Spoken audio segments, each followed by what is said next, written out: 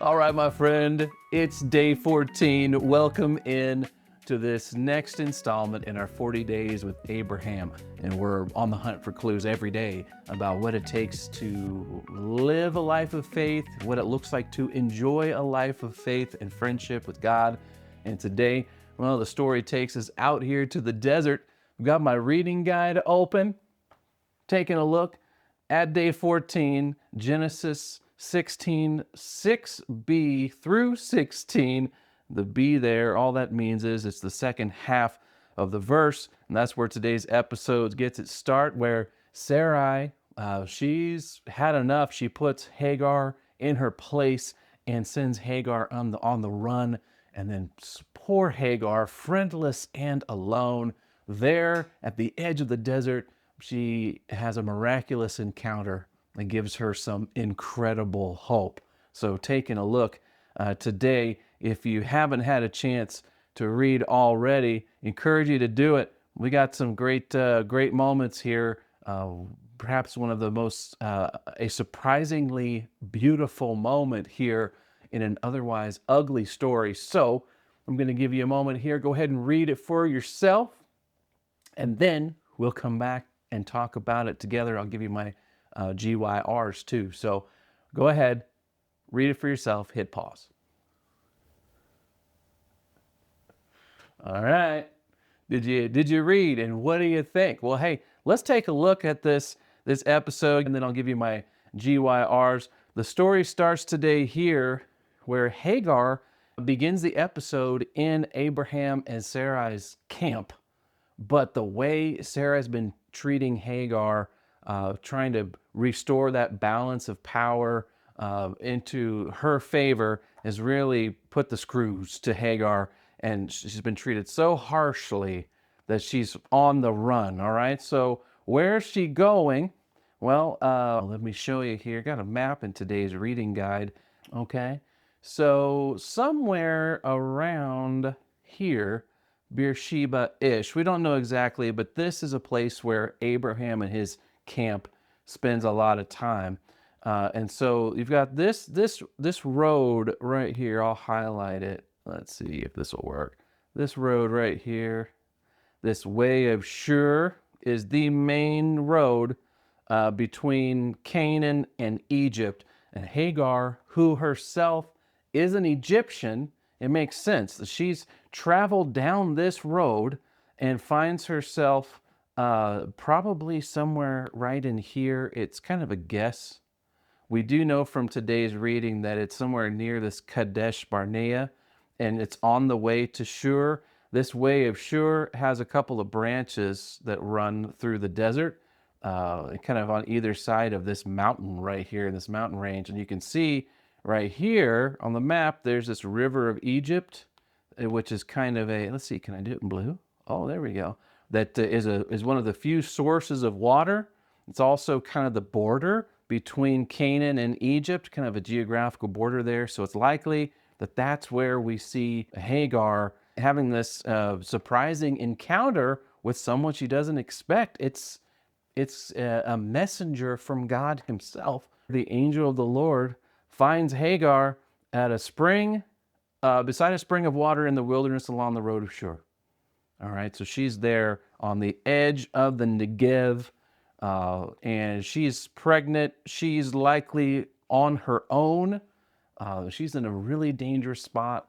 And besides all of that, physical danger, emotionally, she's got to be just reeling, right? She's an enslaved person, so she hasn't had a lot of say in what's been happening to her, and a lot's been happening to her in the story. And so today, that somewhere probably in this area right here is where we find her, and this is just barren, brutal wilderness here. And then she gets some encouragement from God in an incredible way here today, where after a conversation, she finds out that her son is going to live, and his name is going to be Ishmael. We see that there. The Lord tells her to go back to Abraham and Sarah, and then she gets some insight into what Ishmael's going to be like, including, look at this, he's going to be a wild man. So, there, look, I'm in the Bible. There it is. Wow, man. Not exactly a compliment, is it? Like a wild donkey. Donkey's the sanitized version of that word. He's going to be a fighter, but he's going to live. And then Hagar has this great moment where she celebrates this insight and comfort that she's gotten from God. And so that's what we've got here today. And Hagar, at that moment here, taking a look at her once again, she's just she's amazed, right? She's like, have I truly seen the one who sees me? And that's the name she gives to God. He's the God who sees me. That's beautiful. This line here, there's embedded in here, there's some like amazement and surprise from Hagar. It's like she's saying, I mean, could it be that I've been allowed to see the God who sees me and live to tell the tale? That's kind of what's implied here in the Hebrew language that's under the hood. It's this like shock, like, why? The God who sees me has let me see him and live to see another day. In fact, there's a resource called the United Bible Society Translators Handbook. Bible translators use it as they try to as a resource when they try to translate the Bible maybe into a new language that hasn't been translated into before. And they have this line in the translator notes for this passage that says, in one language, it's been translated where Hagar says to herself, my word, I saw God and I didn't die, and I'm still here to talk about it.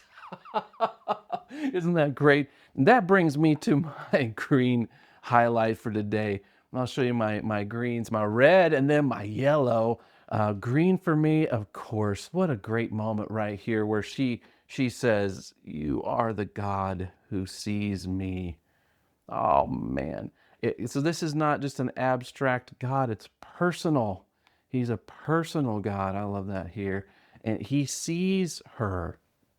And what have we seen about this God? And what has she seen?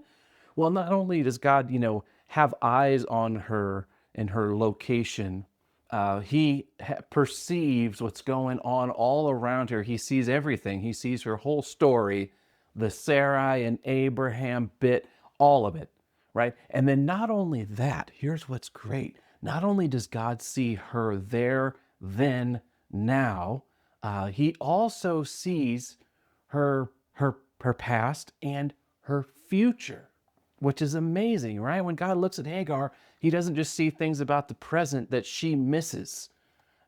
And this gives us a great little insight about God, by the way. Sometimes I don't know, I think about God more like, I don't know, have you ever, it's kind of the classic TV trope where you've got this very perceptive, like investigator, and it seems like he's psychic, but it's really just he sees details that other people miss, kind of like a Sherlock Holmes character, right? Where he's like, oh, he notices just small stuff that the usual people miss, and it's like he comes up with this, revelation about the case, right? And it's like, wow, is he psychic? Can he? But it's really, he's just very perceptive.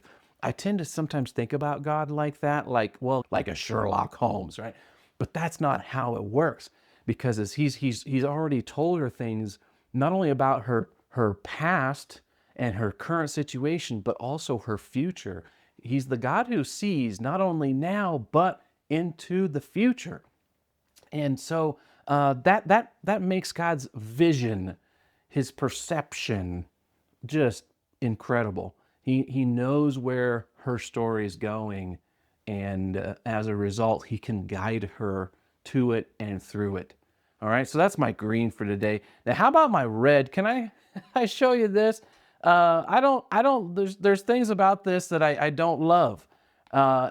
And today, this is the big one for me, where the angel of the Lord says to her, return to your mistress, submit to her authority. I don't love that. Um, I don't like that she has a mistress. I don't like that God's sending her back to the mistress. And that's Sarai, by the way. And then saying, to put herself back under her direction instead of being a runaway, go back and be part of the household again. This isn't, it's not necessarily, but here's what I'm seeing through this, right? It is showing me that God does see reality. And the reality is she's pregnant, she's alone. She's not going to make it out there in the desert. So God doesn't say, go back to your mistress because having a mistress is good, or her being enslaved is good. He says this because it's good for her to live, because she does have a future. And that's the way that she's going to reach the future that he's describing for her here. So I don't love it. But and I feel the tension of that, but I think that's some of what we're seeing here. And then yellow for me. Oh, this is a moment. This is a moment that the more you think about it, oh, the plot thickens here.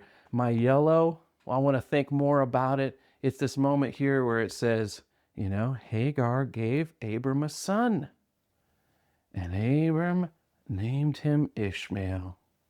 And here's what I would love to know as we tie a ribbon on this part of our conversation. With all the miraculous events surrounding Ishmael's birth that we have read right here in this passage, do you think it's possible that Abraham believes Ishmael, his son with Hagar, is in fact the son that God promised him? Do you think at this moment Abraham believes he's somehow managed to manufacture an answer to his prayers, a solution for his obsession to have a son? I don't know. That sure makes me think. The plot really does thicken. Well, hey, what do you think? What's your take? What are your green, yellow, reds? Drop them in here for yourself, and then share them with us on the Facebook page.